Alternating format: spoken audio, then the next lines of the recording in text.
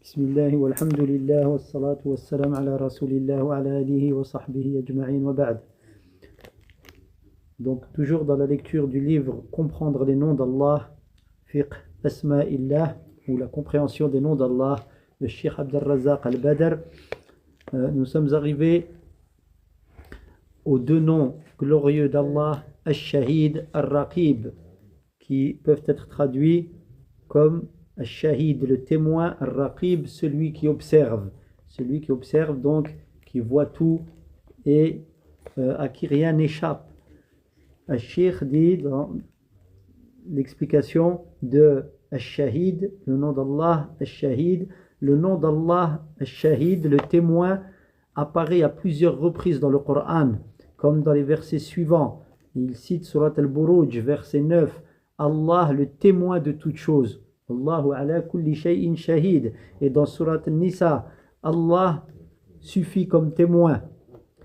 Et dans Surat Al-Hajj, verset 17, Allah les départagera le jour de la résurrection, car il est témoin de toutes choses. Donc à chaque fois ici le nom de Al-Shahid.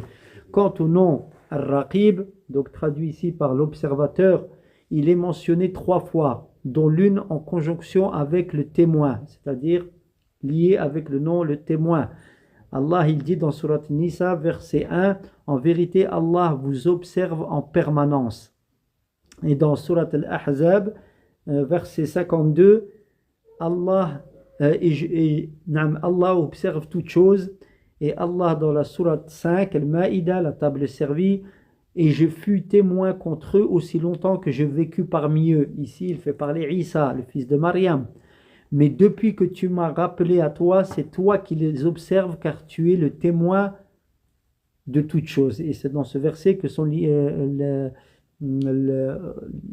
cités les noms Al-Shahid et Al-Raqib en même temps. C'est toi qui les observes.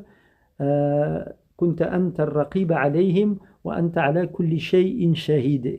tu es le témoin de toutes choses. Donc Al-Shahid, le témoin, signifie celui qui connaît toutes choses, auquel rien n'échappe. Il entend toutes les voix, celles qui sont audibles aussi bien que les chuchotements. Il voit toutes les créatures, qu'elles soient immenses ou infimes, grandes ou petites. Sa science embrasse toutes choses. Il témoigne pour et contre les actes de ses serviteurs. Donc ici, Al-Shahid, on voit qu'Allah il est Shahid, et on a dit que les noms d'Allah, ils indiquent d'autres noms et d'autres attributs. Par exemple ici, il est témoin de toutes choses, ça veut dire qu'il voit, il entend, par ses qualités de Al-Sam' ou Al-Basar. Il est le Sami' Al-Basir, celui qui voit, il entend de tout, il est témoin de toutes choses parce qu'il voit toutes choses, il entend toutes choses et il est Al-Alim, il est savant de toutes choses. Donc ensuite, Al-Raqib, l'observateur, dénote celui qui sait ce que les poitrines recèlent. Donc là déjà on peut voir que quand on voit il est témoin de toutes choses avec Shahid, il voit toutes choses. Ici il dit que il est observateur, il dit Al-Sheikh dénote ce nom de l'observateur Al-Raqib, dénote celui qui sait ce que les poitrines recèlent. Il veille sur tout ce que chaque âme a gagné, préserve les créatures et les met en mouvement selon le meilleur système et la plus parfaite administration. De son regard, il observe tout ce qui est visible, rien ne lui échappe. Il entend tout ce qui est audible par son ouïe qui cerne toutes choses. Au moyen de sa science, laquelle embrasse toutes choses, il observe toutes les créatures. Donc il voit tout. Il voit ce que même l'on voit et que l'on ne voit pas. Allah voit toutes choses et il entend toutes choses. L'inaudible pour Allah Azza wa Jal est parfaitement audible et il embrasse de sa science toutes choses. Ensuite, Al-Sheikh explique qui donc médite sur la signification de ces deux noms, Al-Shahid, Al-Raqib, le témoin, celui qui observe. Donc la signification de ces deux noms verra qu'il y a entre eux une relation synonymique. D'où l'affirmation de Cheikh Abdelrahman ibn Sa'di. Il dit le témoin et l'observateur sont synonymes dans la mesure où ils indiquent tous les deux qu'Allah entend toutes les voix, voit tout ce qui est visible et embrasse de sa science toutes les connaissances, qu'elles soient apparentes ou cachées.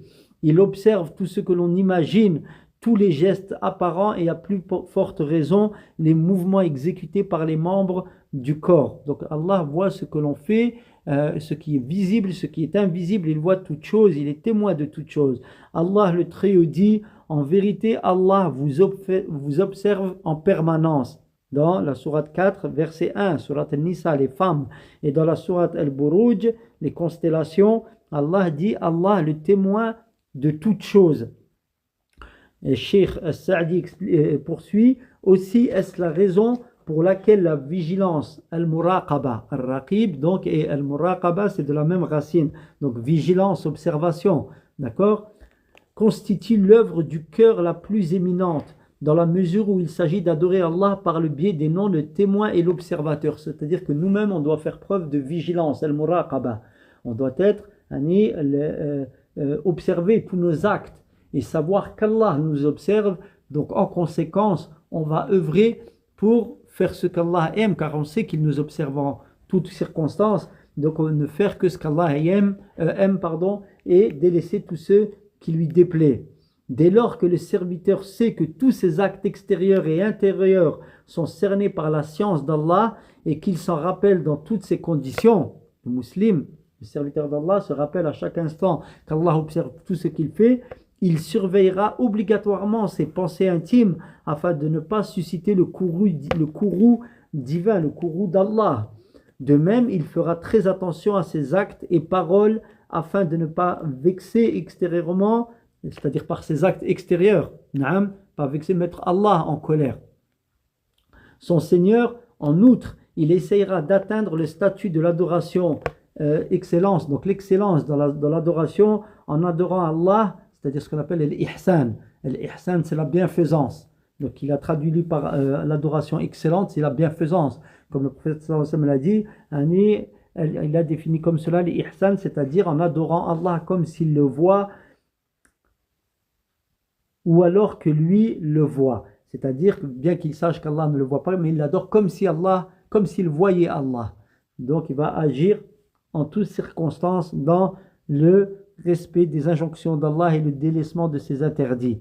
Donc le fait que le serviteur il connaisse, et là c'est la fin de la citation de Cheikh Saadi, donc ici le serviteur par le biais de la connaissance des noms d'Allah, le témoin et l'observateur, donc il sait qu'Allah est témoin de tout ce qu'il fait, de tout ce qu'il fait en apparence, de tout ce qu'il sait, de tout ce qu'il fait de manière cachée, de tout ce qu'il cache intérieurement, alors ça doit avoir une conséquence, parce que chaque connaissance des noms d'Allah, de chaque nom d'Allah, il faut qu'elle implique l'adoration de notre Créateur par justement ce que le suggère le nom d'Allah et la connaissance de ce nom. On sait qu'Allah il est le témoin, il est l'observateur, donc il est témoin de toute chose, il observe toute chose, donc Allah par sa science, par le fait qu'il voit tout, le fait qu'il entend tout, alors le serviteur va s'efforcer de ne faire que ce qu'Allah aime et délaisser tout ce qu'il déteste, qu'il soit glorifié. Allah annonce dans des versets du Coran, dans Surat Al-Baqarah, verset 235, sachez qu'Allah connaît toutes vos pensées, craignez-le et n'oubliez pas qu'il est clément et miséricordieux. Et dans la sourate Al-Ahzab, les coalisés, verset 52, Allah observe toutes choses. Et dans la sourate Al-Hadid, sourate 57, le fer, verset 4, où que vous soyez, il est toujours avec vous et il a une claire vision de ce que vous faites, de tout ce que vous faites. Et dans sourate Al-Alaq, verset 14, donc l'adhérence, ou dans le verset 14, ne sait-il pas qu'Allah le voit? Ensuite, dans la sourate 52, At-Tur, verset 48, supporte donc avec patience l'arrêt de ton Seigneur, tu es de notre part l'objet d'une protection vigilante.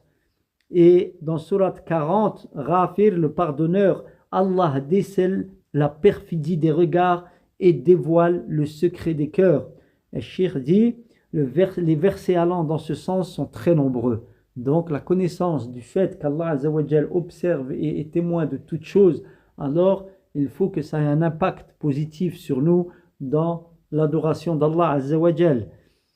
Ensuite, le Cheikh Abd al-Razaq Badr explique dans le long hadith de Jibril, c'est-à-dire le hadith où Jibril est venu interroger le prophète sallallahu alayhi wa sallam au sujet de l'islam, pour enseigner cela à la communauté, l'islam, la foi et la bienfaisance et les signes de l'heure. Donc dans ce long hadith de Jibril interrogea le prophète sallallahu alayhi wa sallam sur l'adoration excellente, l'ihsan, la bienfaisance. Donc c'est le haut niveau d'adoration. Il répondit, le prophète sallallahu alayhi wa sallam, elle consiste en ce que tu adores Allah comme si tu le voyais. Si tu ne le vois pas, sache certes que lui te voit. Le cheikh poursuit, la méditation de ces textes et de leur signification suscite chez le serviteur le sentiment qu'Allah le scrute dans tous ses faits et gestes. En effet, cette pensée vigile est l'un des fruits de la connaissance qu'Allah observe constamment le serviteur, le regarde, l'écoute et contemple ce qu'il fait à tout instant, lors de chaque souffle et à chaque clin d'œil. Donc il faut être conscient de ça. Plus on avancera dans la connaissance des noms d'Allah avec sincérité, plus on aura ce sentiment qu'Allah Azza wa Jal nous voit dans tous nos gestes et nous observe dans tous nos mouvements. Alors Inch'Allah, ça aura la conséquence bénéfique que cela doit avoir. On demande à Allah Azza wa Jal qu'il nous permette d'atteindre le degré de l'ihsan, la bienfaisance dans l'adoration et le plus haut niveau dans celle-ci. Le cheikh poursuit, la vigilance est un statut éminent de ceux qui cheminent dans la voie d'Allah et de l'au-delà. Sa réalité donne aux fidèles la conviction intime que le Seigneur Tout-Puissant l'observe en permanence, tant intérieurement qu'extérieurement. C'est cette connaissance et cette conviction constante qu'on appelle la pensée vigile. La pensée vigile, donc je ne sais pas quel terme il a traduit de l'arabe, Allahu a'lam. Donc celle-ci consiste en ce que le serviteur pense à lui, à Allah le Très-Haut, quand il doit exécuter son ordre, afin de l'accomplir de la manière la plus parfaite. De même, lorsqu'il est tenu de respecter ce qu'il a interdit, il pense à Allah afin de s'en éloigner pour ne pas chuter en ceci. Le poète dit à cet effet, s'il t'arrivait un jour de ta vie de te retrouver seul, ne dis pas « je suis seul », mais dis plutôt « il y a quelqu'un qui m'observe ». Ne t'imagine pas qu'Allah soit insouciant, ne serait-ce qu'un seul instant, ou que ce qu'on lui dissimule, plutôt qu'on tente de lui dissimuler, lui échappe. Ensuite, le cheikh poursuit en disant, cette prise de conscience requiert du serviteur la présence du cœur, l'éloignement de l'insouciance et le rappel constant. Dès lors, il sera heureux. Sa poitrine se dilatera, c'est-à-dire son cœur s'ouvrira, donc il se dilatera, comprenons ici sa poitrine, il ne ressentira pas ce resserrement de poitrine, donc elle s'élargira et il éprouvera du plaisir en sentant la proximité divine, la proximité d'Allah Azza wa Jal. Il saura qu'il est dans l'observance des injonctions d'Allah et il s'efforce de délaisser les interdits d'Allah. Alors Allah Azza wa Jal va lui ouvrir, comme il dit, la poitrine, c'est-à-dire il va se sentir tranquillisé et il va marcher, alhamdulillah, avec cette tranquillité d'esprit qu'Allah accorde à ses serviteurs rapprochés. C'est un bonheur anticipé, c'est-à-dire dans ce bas monde, avant celui de l'au-delà, que le fidèle connaîtra dans ce monde avant celui de l'au-delà. Ibn al-Qayyim affirme, donc c'est dans Madarij al-Salikin, il dit, certes le contentement et la joie du cœur, ainsi que le plaisir ressenti pour Allah est un état qu'aucune faveur en ce monde ne saurait égaler. Le fait d'avoir sentir ce cœur allégé, ce cœur tranquillisé, ce cœur ouvert au rappel d'Allah Azza wa Jal et savoir qu'Allah Azza wa Jal nous appuie dans ce que nous faisons parce qu'on sait que c'est quelque chose de bien qu'Allah agrée, alors ce sentiment que l'on va avoir en nous ne peut être égalé par aucun autre sentiment. C'est le sentiment de la foi, le sentiment de la piété. Et ça, il n'y a rien, aucun plaisir de ce bas monde ne peut donner ce sentiment. Rien ne lui est comparable. c'est l'une des conditions des habitants du paradis. C'est-à-dire qu'ils seront au paradis, les habitants, toujours dans cette plus fort que les plaisirs du paradis. C'est cette tranquillité qu'Allah donnera dans le cœur, qui mettra dans le cœur des élus et de ceux à qui il aura accordé son bienfait et sa miséricorde. Tant et si bien qu'un gnostique a confié, à certains moments, il m'arrive de me dire, si les gens du paradis sont dans un tel état, c'est qu'ils doivent mener une existence agréable. Un gnostique, donc au départ, le gnostique, je n'ai pas la définition exacte qui me vient ici, est-ce que c'est quelqu'un qui sait qu'il y a Allah Azza wa Jalla, Allahu A'lam, le créateur, je crois que c'est cela, mais qui est dans le, si tu pouvais vérifier, il ne rejette pas la force créatrice, je crois qu'il est plutôt qu'il rejette les idées de religion, Wallahu ta'ala a'lam. En tout cas, il n'est pas comme l'athée qui rejette l'idée du créateur. Donc le gnosticisme est l'ensemble des mouvements religieux qui se développent au cours des 1er et 3e siècles dans les limites de l'Empire romain, caractérisés par la doctrine commune selon laquelle le salut de l'âme passe par une initiation ésotérique aux réalités cachées de l'homme, du cosmos et de la divinité.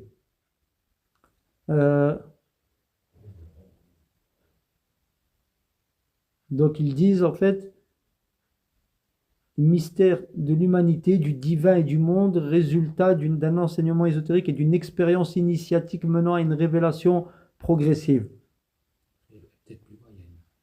Non, c'est ça. On ne rentre pas dans les détails, mais ça rejoint donc mouvement religieux, donc ça veut dire qu'ils rejettent les religions révélées, Allahu A'lam, et donc ils essaient de faire leur éducation religieuse individuellement, Allahu A'lam. C'est ce que pour ma part je comprends ici. Bref, il dit c'est cela, ils disent, un gnostique parmi eux a dit, si les gens du paradis sont dans un tel état, c'est-à-dire l'état de bienfaisance dans lequel ils se trouvent, il dit c'est qu'ils doivent mener une existence agréable. Fin de citation du gnostique là.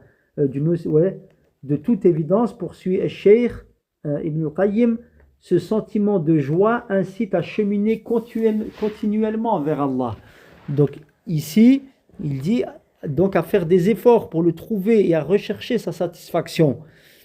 Celui qui ne ressent pas cette joie, ni quelque chose de similaire, n'a qu'à s'en prendre à sa foi et à ses œuvres. La foi a une saveur. Celui qui ne l'a pas goûté doit revenir sur ses pas afin de suivre une lumière lui permettant de trouver la saveur de la foi. Le prophète sallallahu alayhi wa sallam a rappelé comment découvrir la douceur de la foi. Et c'est ça, la différence avec les fameux, ce courant de pensée qui a été cité, les gnostiques. Ils essaient de se faire leur éducation religieuse tout seuls sans se baser sur quoi que ce soit. Ils vont tout droit dans le mur. Ils vont tout droit dans le mur, alors que le musulman, lui, il se base sur la révélation d'Allah Azza wa Jal, préserver la révélation du Créateur que ces gnostiques essaient de chercher ou de comprendre, alors qu'il s'est révélé à ses serviteurs.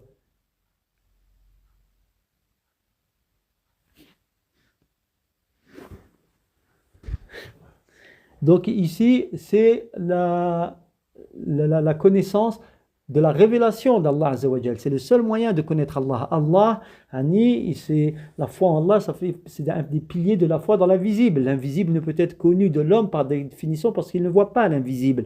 Il faut que celui qui sait l'invisible, qui a créé le visible et l'invisible, c'est lui qui doit nous enseigner, c'est lui qui nous informe de ce dont on doit être sûr, ce que l'on doit rejeter, et par le biais de qui? Le biais des prophètes. Et c'est ainsi que l'imam Ibn al-Qayyim poursuit, donc après qu'il ait expliqué que celui qui n'a pas goûté à la saveur de la foi, il dit, on doit revenir sur ses pas afin de suivre une lumière lui permettant de trouver la saveur de la foi. Et ensuite, il explique, le prophète sallallahu alayhi wa sallam a rappelé comment découvrir la douceur de la foi et la façon de suivre, euh, euh, pardon, découvrir la foi et la façon, pardon, de percevoir son goût. Il les rattache à la foi en déclarant à goûter à la saveur de la foi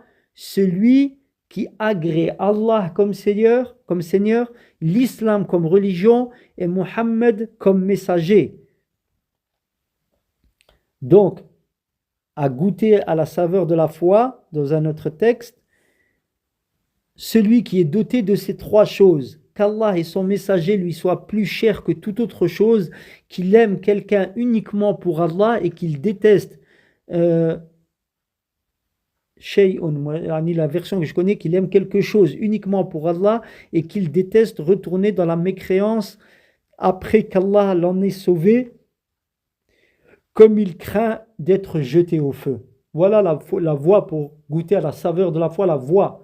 Il n'y en a pas d'autre. Donc, connaître Allah, connaître les noms d'Allah, les attributs d'Allah, au fur et à mesure, comprendre ce qu'ils veulent dire, leur signification et les implications que cela entraîne sur nous, que ça doit avoir sur nous, les effets, et connaître le messager d'Allah, sallallahu alayhi wa sallam, les efforts qu'il a fournis dans la transmission du message d'Allah, les épreuves par lesquelles il est passé, et la religion, comme il a dit le prophète sallallahu alayhi wa sallam, qu'est-ce qu'Allah veut de nous, et attacher de l'importance à ce qu'il a ordonné et à ce qu'il a interdit. Ça n'est pas juste des rites, c'est pas un folklore ce qu'Allah a révélé, c'est ce qu'Allah a agréé, le créateur des cieux et de la terre. Cette chose simple qui nous paraît simple comme telle chose, il faut faire cela, c'est une obligation, ça il faut le délaisser, ça n'est pas quelque chose qu'un homme il a inventé et qu'il est venu décorer pour décorer nos vies. Là, c'est ce qui est le fondement, l'armature de toutes nos vies, c'est-à-dire ce sur quoi on construit le nombre d'années qu'Allah nous a prédestinés à vivre. Là-dessus, on doit voir le chemin nous est éclairé par ces injonctions d'Allah et les interdits d'Allah. Faites cela et délaissez cela. Tout cela, et ça vient d'Allah, le très haut, le très grand. Et ça a été transmis par le prophète Mohammed sallallahu alayhi wa sallam. Donc connaître Allah. Et alors si nous on est comme cela et qu'on connaît Allah, le prophète sallallahu alayhi wa sallam, parce que c'est lui notre modèle et la religion de l'islam, alors là, comme il a dit le prophète, on va réellement goûter à la saveur de la foi. Quand je parle de connaissance, c'est une connaissance avec une intention sincère, pure, dans le seul but de nous rapprocher d'Allah. Pas seulement une connaissance culturelle. C'est pas de la culture, c'est pas on sait que chez les musulmans ils font ça et chez les musulmans ils font ça. Là, ils font ça parce que, et là on revient au cours de fiqh, dans les définitions qui sont données à chaque fois d'une adoration, il faut toujours rajouter dans la définition, comme on a vu dernièrement dans le Hajj, le fait de se rendre à Mecca pour y accomplir des rites, d'accord, à une période donnée, mais toujours rajouté dans le but de se rapprocher d'Allah Azza wa Jal. Et dans toute adoration, la définition, il faut celle-là, c'est une constante de toute définition, dans le but de se rapprocher d'Allah. Alors le cœur du serviteur, il va effectivement, par la permission d'Allah Azza wa Jal, goûter à cette tranquillité, à cette saveur. Donc ensuite, toujours dans la citation de l'imam Ibn al-Qayyim, il dit, j'ai entendu le cheikh de l'islam Ibn Taymiyyah. Ibn Taymiyyah, c'était un très très grand savant qui a vécu donc, c'était le cheikh de Ibn al-Qayyim. Ils ont vécu donc au 8e siècle de l'Hégire. Cheikh l'islam Ibn Taymiyyah est mort en 728 de l'Hégire. Donc environ le 728, le 15e siècle, Allahu A'lam, 1450. Voilà, donc au 15e siècle, au milieu du 15e siècle de l'ère chrétienne. Et donc c'était le cheikh de Ibn al-Qayyim al-Jawziyya. Donc il dit, j'ai entendu le cheikh de l'islam Ibn Taymiyyah dire, accuse ton œuvre si elle ne te permet pas d'en déceler la douceur dans ton cœur, de la douceur dans ton cœur, ni ne met à l'aise celui-ci. C'est-à-dire que si une œuvre, tu vois que tu n'es pas à l'aise dans ton cœur, si tu n'as pas cette saveur de la foi, alors accuse ton œuvre, l'œuvre que tu as pratiquée. Le défaut se trouve là. Il dit, en effet, le Seigneur, le Très-Haut, est reconnaissant. Il revient vers les noms d'Allah. Le Seigneur, il est shakur, il est reconnaissant. Shakur, shakir Allah Azza wa Jal, il remercie, il est reconnaissant vers ses serviteurs. Il récompense celui qui agit dans ce monde pour son acte, c'est-à-dire qu'Allah le récompense pour l'acte qu'il a fait. Il dit, en suscitant chez lui une douceur dans le cœur et lui procurant force, sérénité et plaisir. Si le serviteur ne trouve pas tout ceci, c'est que son œuvre n'est pas sincère. Donc tout le temps se remettre en question. Les compagnons radiyallahu anhum, des salaf, ils se remettaient en question tout le temps. Et c'est leur modèle qu'il faut suivre. C'est pas dire, ah ça y est, j'ai accompli l'obligation, donc c'est bien. Non, regarde, interroge-toi. Comment tu te sens au moment de celle-ci, après celle-ci? Est-ce que tu dis, j'ai fait ma prière, comme certains disent, ça y est, envoyée. Je me suis débarrassé de ça. A'udhu billah. Là. C'est comment je me suis senti dans cette prière. Est-ce que j'étais présent dans mon cœur? Est-ce que mon cœur était présent? Est-ce que j'étais sincère? Est-ce que j'ai demandé à Allah qu'il me pardonne? Est-ce que quand je sors de la prière, je regrette de ne pas avoir été plus concentré dans ma prière, plus sincère? C'est comme cela que le musulman, il atteindra par ses efforts à il va goûter à la saveur de la foi. Donc voilà ce qui conclut l'étude de ces deux noms magnifiques d'Allah, Al-Shahid, Al-Raqib, le témoin, l'observateur. Donc Allah Azza wa Jal est témoin de toutes choses, il voit toutes choses, il sait toutes choses, il entend toutes choses, cette chose visible ou invisible dans toutes circonstances. Donc à nous d'agir en conséquence et d'être conscient de cela, et donc d'adorer Allah Azza wa Jal avec sincérité et d'appliquer les ordres d'Allah et de nous éloigner de ses interdits. Wallahu ta'ala a'lam.